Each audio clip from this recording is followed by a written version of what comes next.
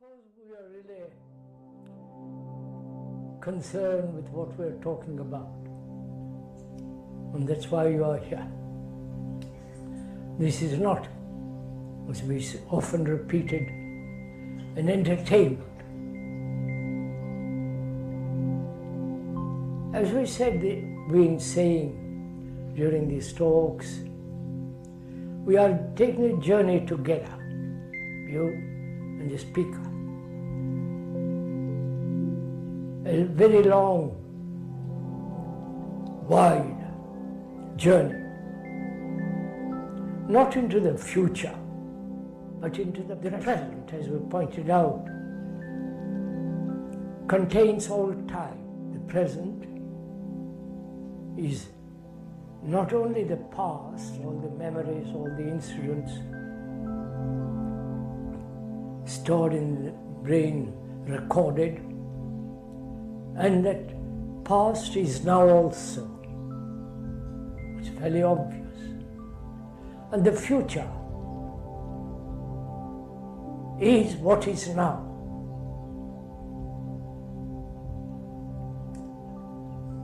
The future will be exactly, perhaps slightly modified, is in the present, in the now. So, what one is now will be tomorrow or 1,000 tomorrows. And if there is no fundamental, radical, psychological revolution, not a revolution, a mutation, deep, fundamental change, tomorrow will be exactly what we are now. So all time, past, the present, and the future is contained in the now. This is not a theory, not a speculative philosophical concept, but an actual looks at oneself very carefully what is happening.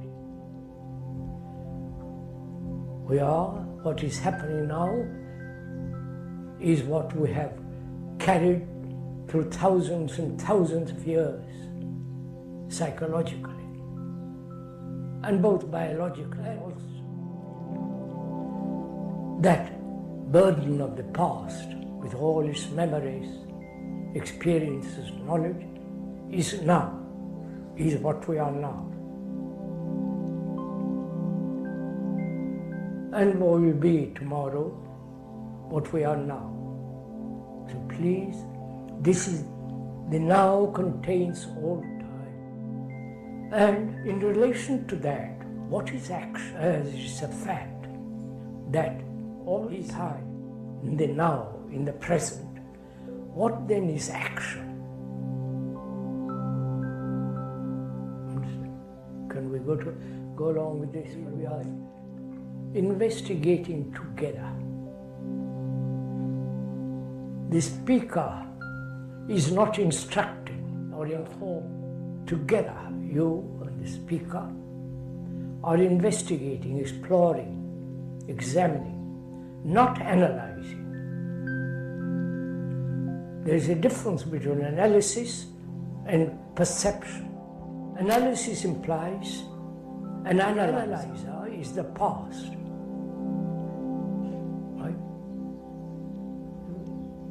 Am I talking to myself?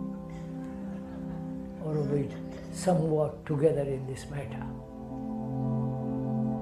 I think this is a rather important question to understand, because when we divide the analyzer as something separate from the analyzed, then in that process of division, there is contradiction, there is conflict. Either there is suppression or examinations as something outside. But the analyzer is the analyzer. When one is violent, when there is analyze violence, one can very easily analyze violence from the distant cousins, the apes, till now.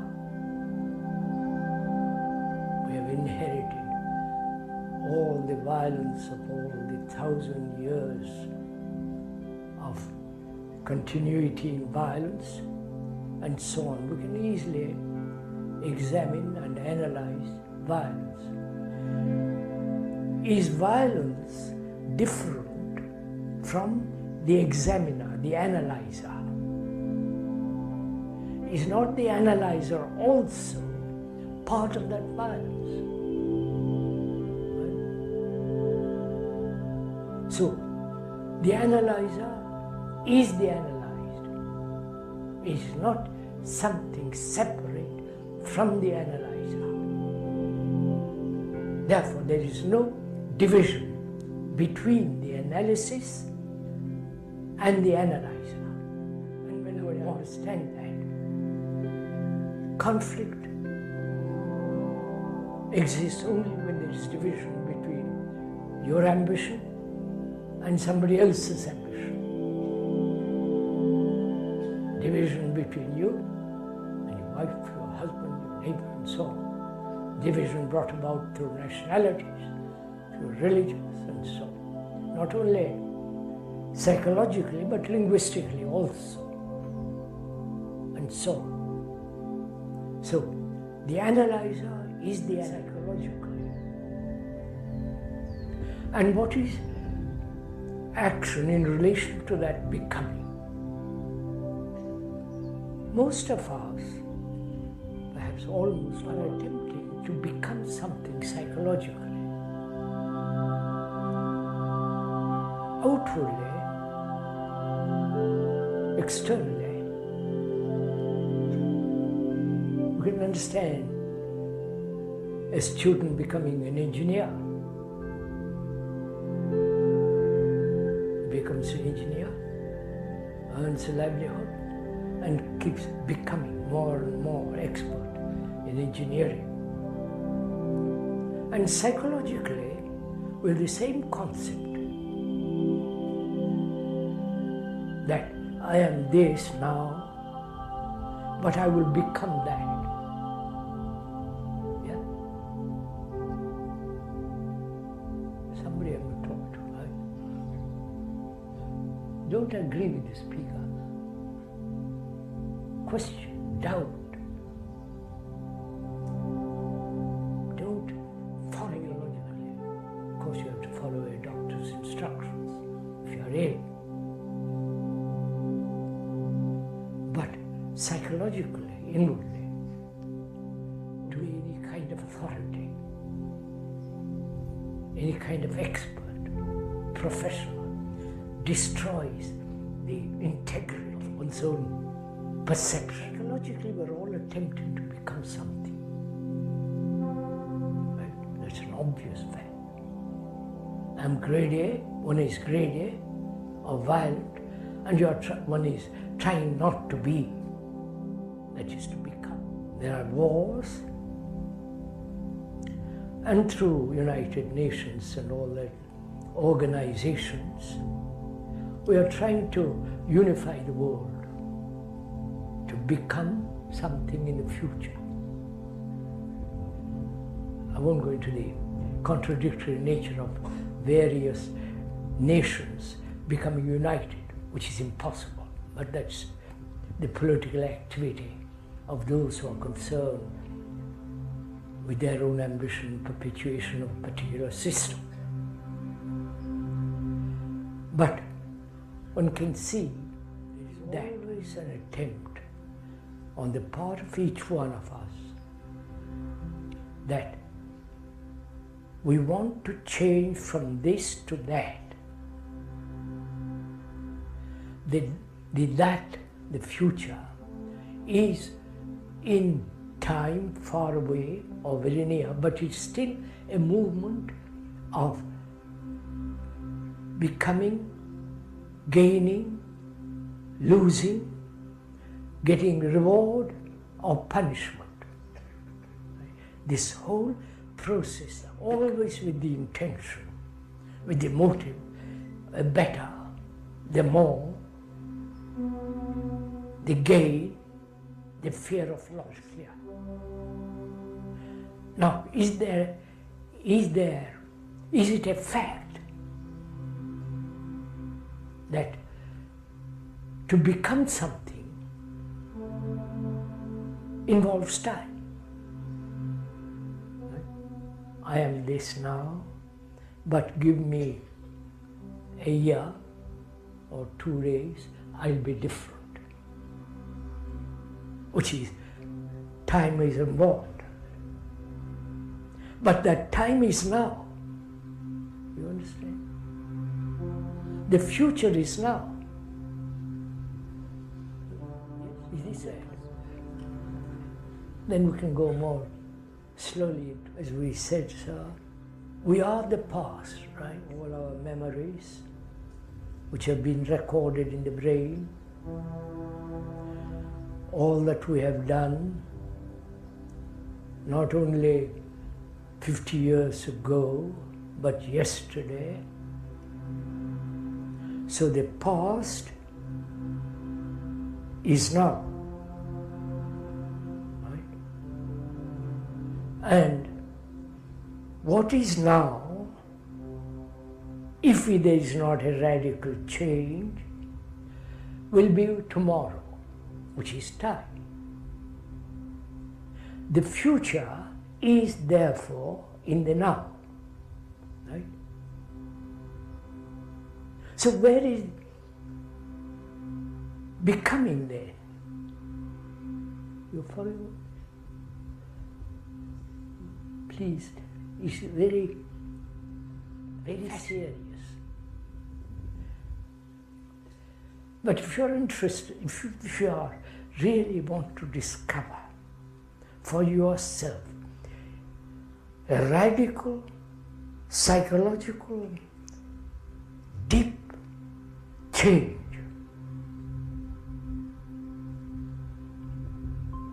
that change cannot have time. It must happen now. Clear?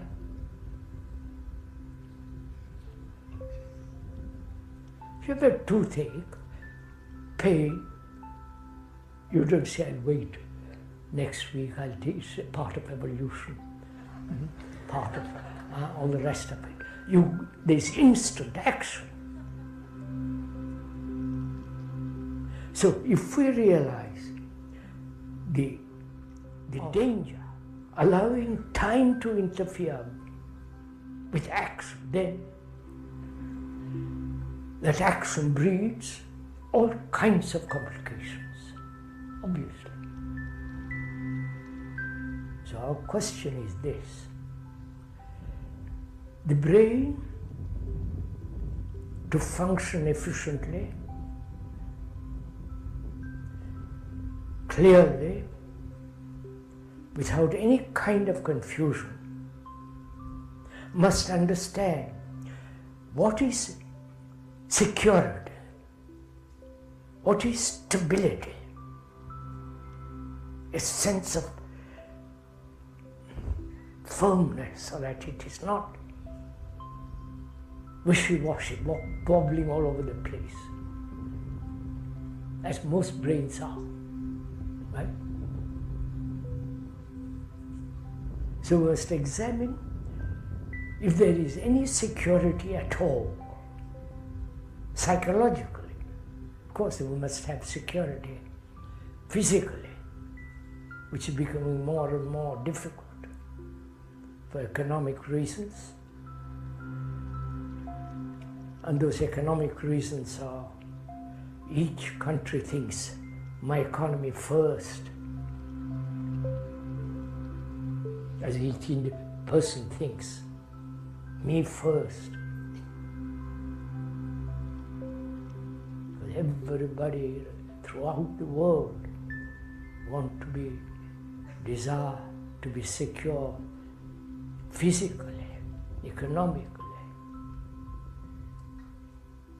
And that is not possible when there are wars and the threat of war, when there is division as religious divisions, national divisions, ideological differences, dialectical dissection of history,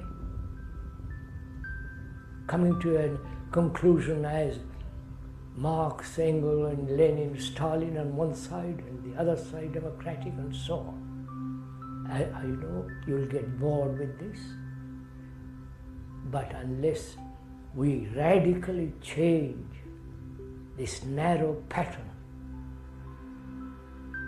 we're going to have more and more wars, economic problems is becoming more and more dangerous. It's up to you. And all this can end only when you drop your own particular condition as an American, Russian, Indian, French, British and so on. So that we are one humanity.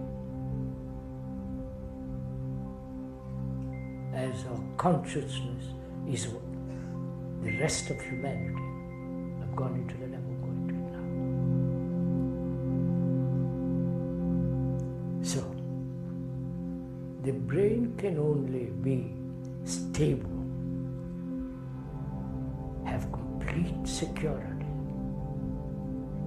when we understand the whole process of becoming.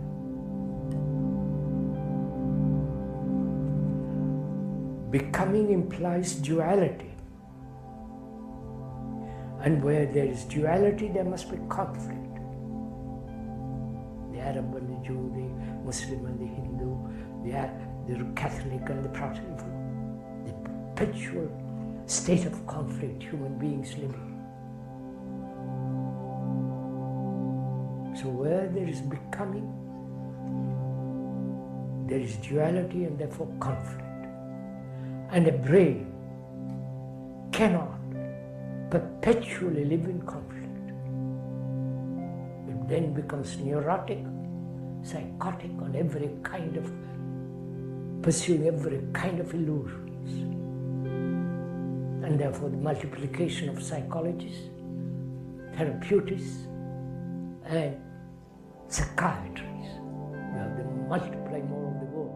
I'm sorry if there are psychologists here. So, to see that fact, not the idea of the fact. Understand the difference?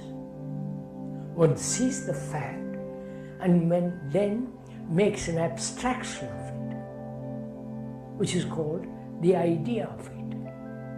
And we pursue the idea and not the fact. Right? Are we together? So we must be very clear in this matter. We are dealing with fact, not with the idea, the symbol of the fact, or the word of the fact.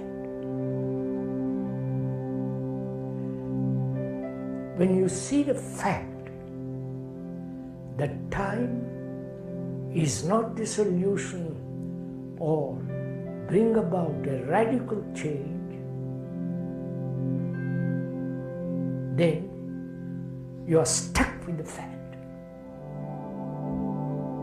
Right? You are with the fact. And the fact is not different from you. You are the fact. So what is action? Our action is based on reward and punishment. To put it very, very simply. Right? I'll act rightly if I can get something out of it. And I will be punished if I don't act rightly. Therefore, I attempt to act. So our action is based on reward and punishment. Our action is based on some futuristic concept, on an ideal, and action according to that ideal, conforming, adjusting to that ideal, therefore conflict. Or our action has a motive, a direction, selfish generally, self-interest, self-concern, which is reward. Reward in the future. If I do this, I'll get that. Right? And if I don't do it, I might lose. Therefore, the fear of losing.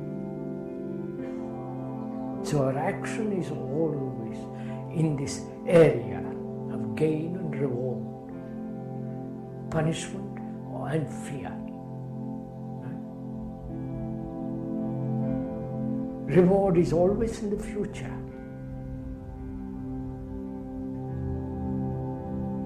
Punishment is also might happen in the future.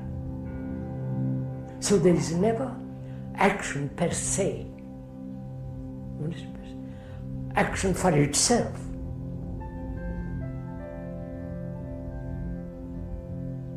Like a good carpenter who makes a marvelous cabinet.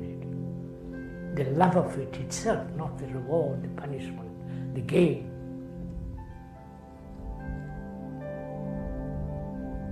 So, action in relation to time breeds conflict.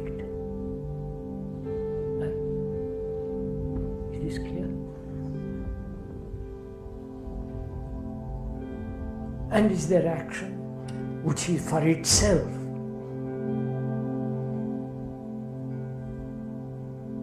Is love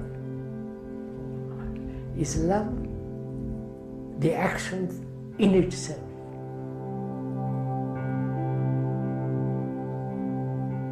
Not the love that has jealousy, hate, amusement, fun and excitement and sex pleasure. Love is not all that, surely. See, when there is love, there is action without conflict. And love is not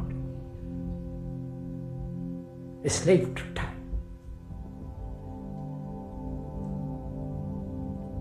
So that is, if you can understand that, if you can have explained and deeply grasped the truth of it, then the brain becomes extraordinarily vital, strong,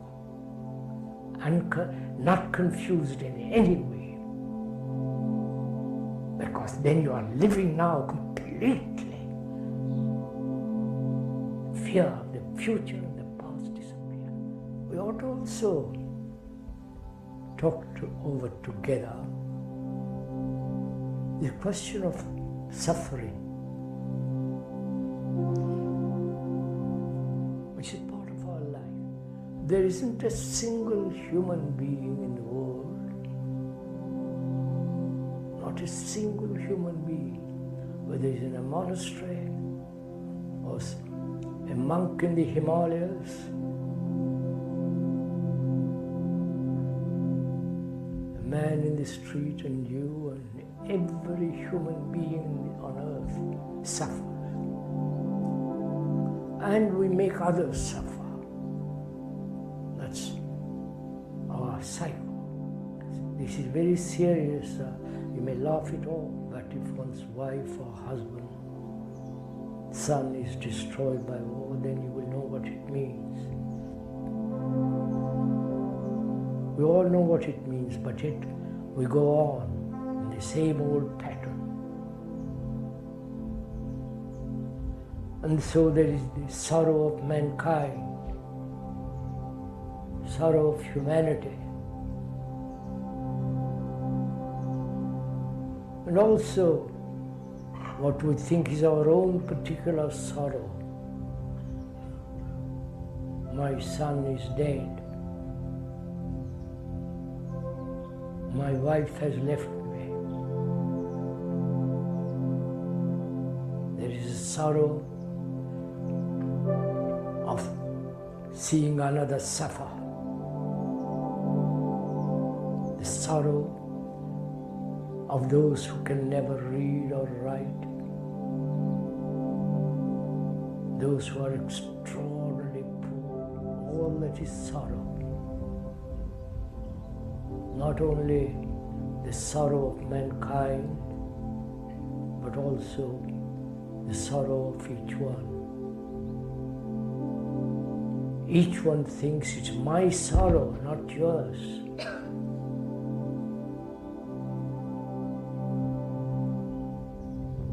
But sorrow is sorrow of not yours or mine, it's sorrow. To understand this requires freedom to observe, to perceive.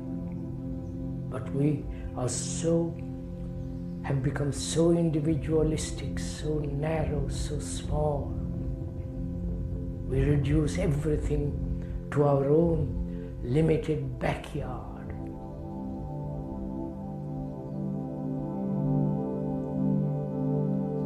Sorrow is sorrow of all humanity. It's not yours or mine. And one asks, can that sorrow ever end? Or it is the lot of human beings to kill nature, animals, and kill each other. Not only kill verbally,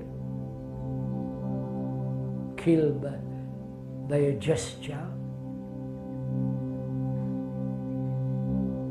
kill millions with one bomb, destroy millions and millions. So all this is sorrow. And sorrow of disease, pain, sorrow of not gaining, losing. Take all that in, it isn't just sorrow of my son dying. Can this sorrow ever end? Sorrow is not sentimental. Sorrow is not something romantic, it is a dreadful thing. It's something that is so directly concerned with every human being. The loneliness of sorrow, the pain of it,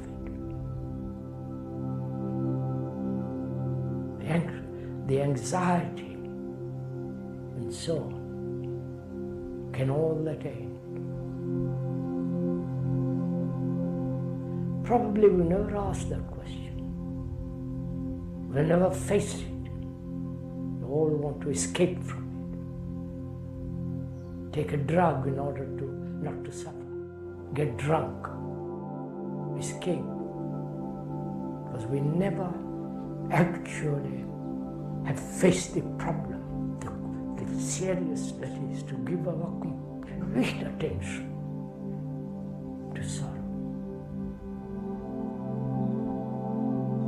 Not veiled through words, through some kind of speculative hope and so on, but actually live with it without becoming morbid. That is to give one's whole complete attention to it. Attention is like a fire.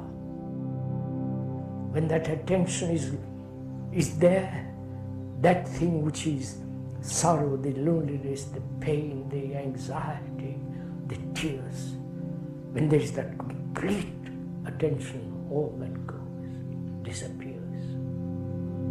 Attention is a flame. Sorrow, the root meaning of that word is also passion. The ending of sorrow is passion, not lust.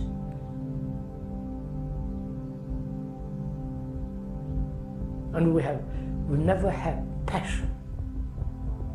We want the pleasure. Passion is something totally different. Where there is the ending of sorrow, there is the passion.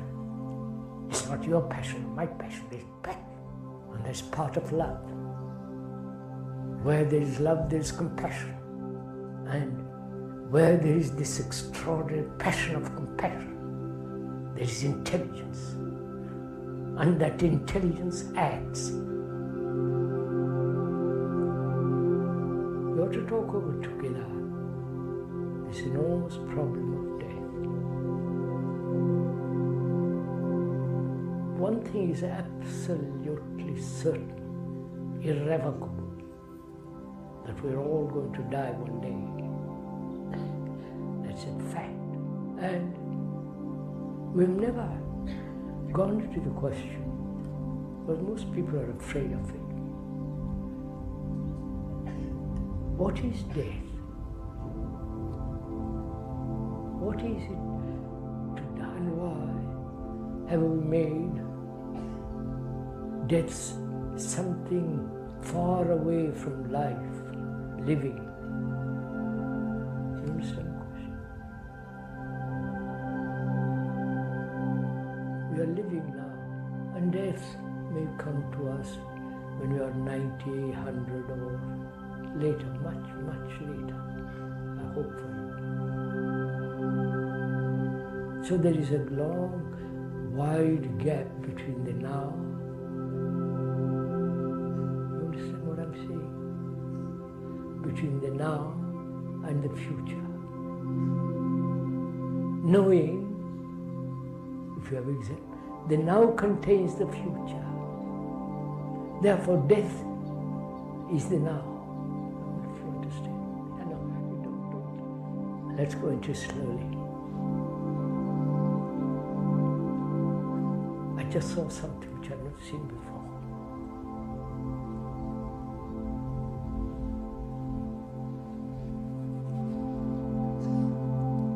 What is it and why is it that we are frightened of death?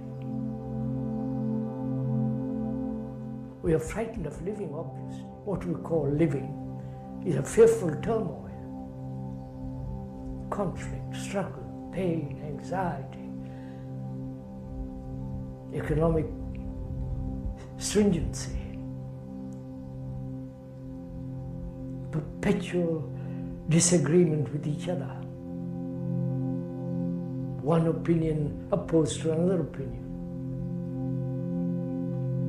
The everlasting, the constant waking up in the morning, getting ready, rushing off to the office, or to the laboratory, or to a factory.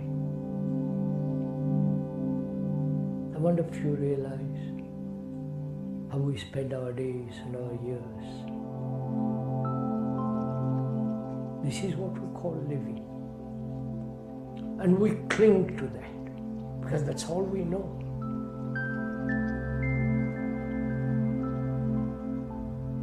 And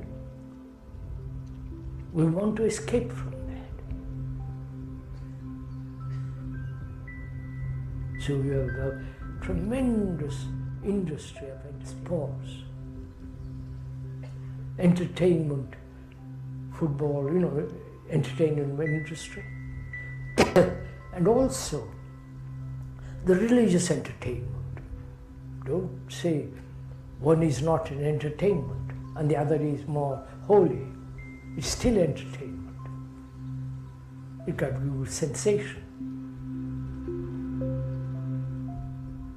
Please don't think one is blasphemous.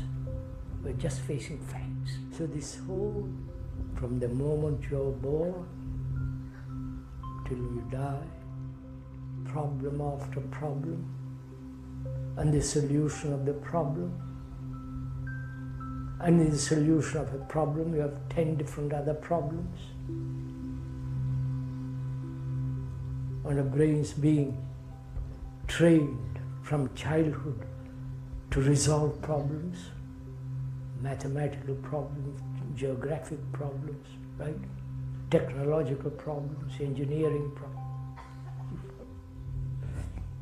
So our brains are conditioned from childhood to resolve problems, not to understand problems. See what problems are, what is a problem, but the resolution of it. And in the resolution of of the problem, organize in a different way, right? One organization after another. This is our life, political, economic, social, and we are never for a moment free on this, especially in the country. You're talking about law, you're talking about freedom all the time. Freedom to choose. Freedom to go from this little place to another place. Change jobs. Change wives. So choice, we think is freedom, but it isn't, is it? Choice exists only when the brain is uncertain, when it's clear there is no choice at all.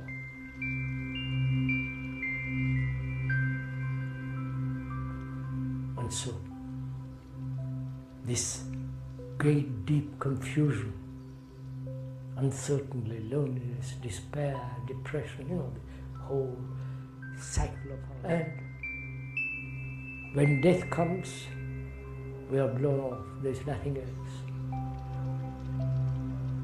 And so you invent reincarnation. Do you believe in reincarnation? If you do, then live rightly. Live now rightly. Because if you don't live now rightly, the next life will be exactly the same thing as you are now. Naturally. Because time, whether it's 1,000 years from now, there is no right action, which can only take place where there is this quality, this perfume, this extraordinary thing called love. That is not there. Next life will be exactly the same thing as you are now, only slightly modified. Perhaps a bigger house, that's all what you want. A bigger car, more pleasure. It's the same thing continued. So, what is death? We've understood what life is, at least what we consider life is. A tremendous bondage to time.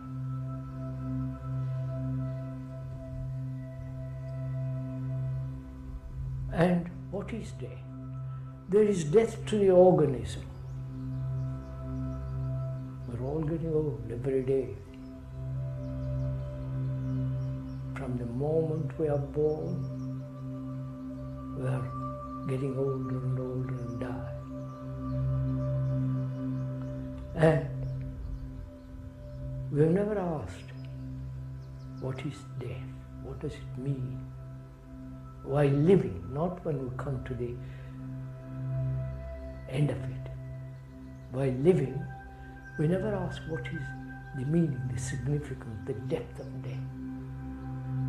We never ask what is the depth of life, living. What is it must have something enormously significant living. But we have reduced to such petty little affair. So we have never asked there, and we never ask certainly what death is. So as we gone into the question of fears last week, and the ending of fear, there must be the end of fear to understand the nature and the quality and the depth of death. As we said, biologically, organically, we are wasting day after day the organism. We are living wrongly, all the strain, all the travail, all the misery, the confusion, the pleasure, the pain, tremendous wastage of energy. And that is coming to an end as part of death. And also,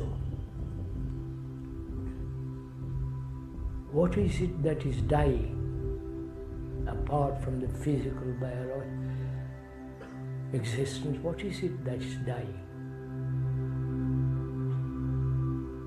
What is the me that is the I, the ego, the person, the persona, whatever you like to call it, the self? Let's stick to that one word. What is that self, the me, is going to die. And that's what we are frightened of. Not of death. The me which has been accumulated in this life as memory, knowledge, experience, the me. My selfishness, my greed, my ambition, all the records which is stored in the brain, the me. And we are frightened that me is going to come to an end. So we have to examine closely what is the me. Who are you? Apart from your name, your bank account, your where you live and all that kind of stuff. Apart from the physical me, physical body, you are told, so apart from all that, what are you?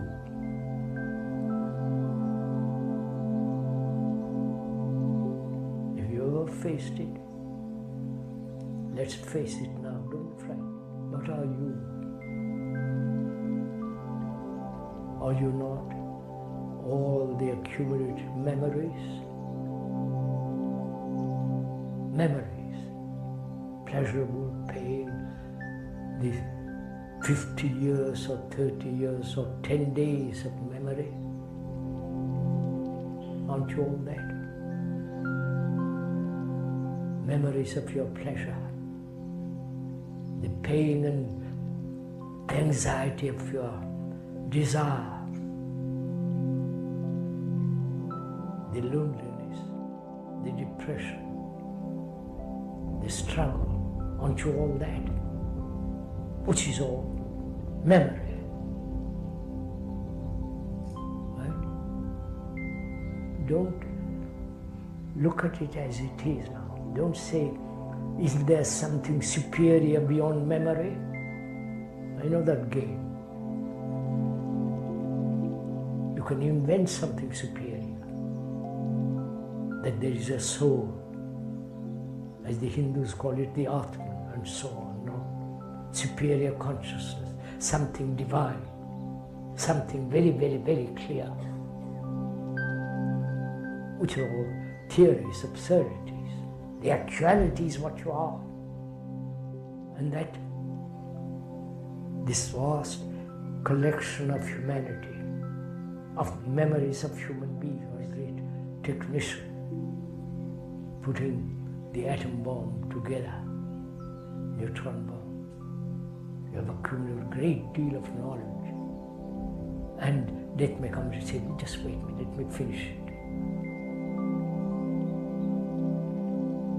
Which is all the process of gathering, dispensing, gathering, right? You are that. That's a fact. But we don't like to look at the fact. We like to say, no, I'm something more.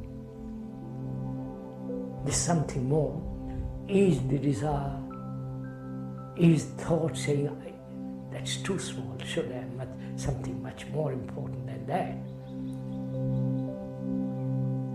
So that too is the invention of thought. So you are the bundle of memories put together by thought. Face it. And death comes comes along and says, my friend, that's the end. And you say, please let me live a little longer. So please follow this closely. You'll see it for yourself. Time is now. Time is contained. The past, the future is now. So death is now. That means if I'm attached to my wife, to my something or other, to my furniture, right? Aren't you attached to something? And death comes, says, that's the end of it. Cuts it. So can you be free of the attachment? Therefore you are living then, living and dying at the same time. You understand this? Oh no. Do it, sir. You will see what an extraordinary thing it is there. If you are attached to your memories, to your experience, to your failure, to your ambition, all that's going to come to an end. So can you live with the death which is to end your ambition now? And to live without ambition means tremendous energy, not to do more mischief. So death and life are always, when this happens, actually, not theoretically, not imaginatively, not wishing for it, but actually doing it.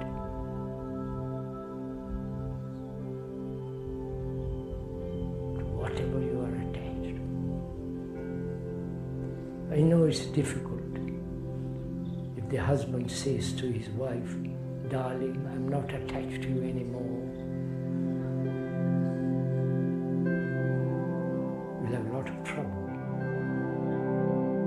That raises another problem, tremendous problem. You may be free from attachment and she's not. Or she is and you are not. Then what is relationship? Is relationship merely the accumulation of memory as pleasure, pain? Is relationship then merely a sensation? The image of each other, is that relationship? And so when there is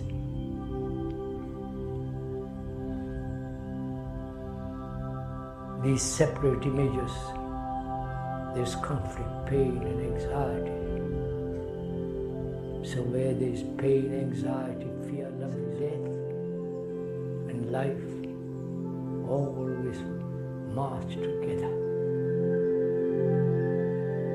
Then you will see, then there is that sense of absolute freedom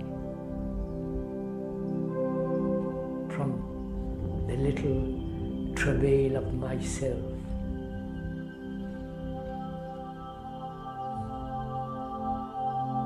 And that's necessary